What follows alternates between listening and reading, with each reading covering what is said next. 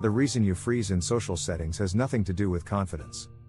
It's not because you're awkward, or broken, or just shy. It's because somewhere along the way, your nervous system learned that visibility equals danger.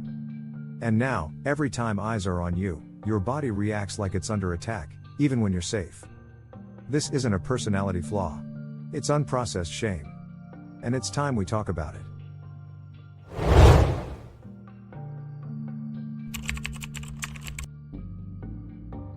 You've been told your whole life that you're shy. That you're too quiet. Too reserved. Too sensitive. But what if that shyness isn't who you are, it's what you learned to be? Maybe you were laughed at for speaking up. Maybe someone mocked the way you looked, moved, or expressed yourself. Maybe you were taught that being too much made people uncomfortable. So you adapted. You shrank. You played safe. And people called it shyness. But it was never about being shy. It was about surviving shame. You weren't born afraid to speak. You were conditioned to believe your voice didn't matter. Maybe you loved to talk, until someone told you your excitement was too loud. Maybe you shared your ideas, until someone rolled their eyes. So you started editing yourself. You chose silence over risk. And you began mistaking suppression for peace. But peace doesn't come from hiding. It comes from freedom. And the part of you that's been quiet? It's still in there, waiting to be heard. Shame doesn't just make you quiet. It rewires your entire nervous system. It makes your body tighten in social settings. It convinces you that being seen equals being judged. You walk into a room and suddenly you're hyper-aware of your body. Your voice shakes. Your mind goes blank. Your hands sweat. You rehearse what you'll say, then say nothing.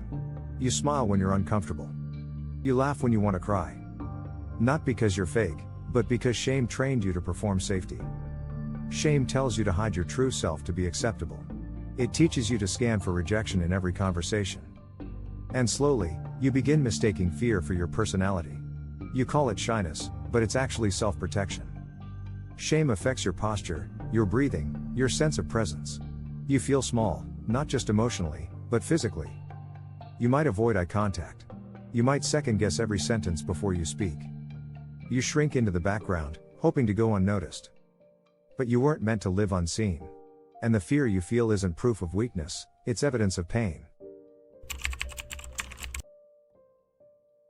Most people can trace it back to a moment. A teacher who humiliated you.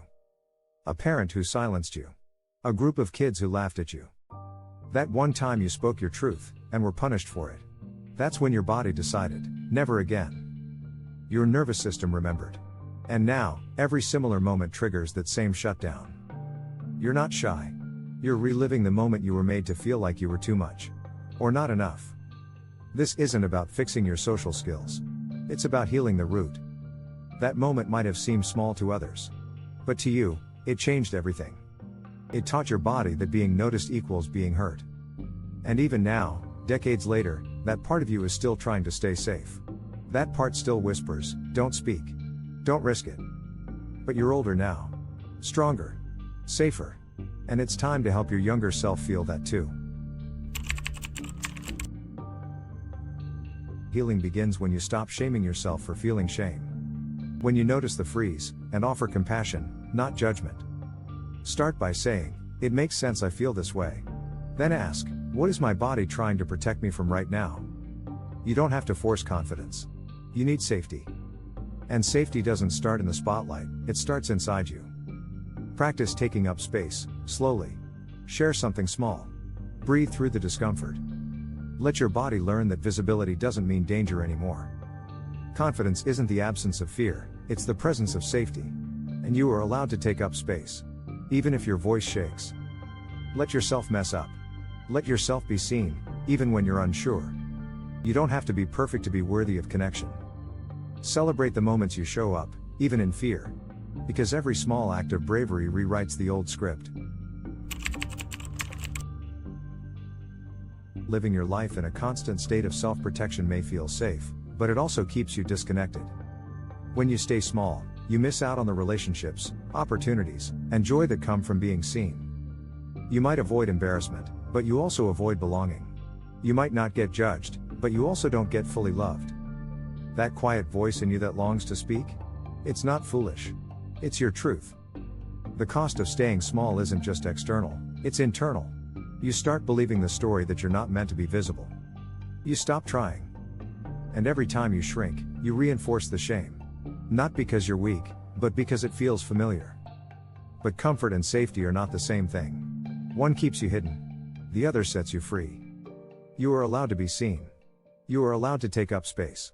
Even if someone once told you otherwise. And the longer you hide, the more disconnected you feel, not just from others, but from yourself. You begin to wonder if you even know who you are anymore. The truth is, your full self is still there, waiting. Not for permission, but for you.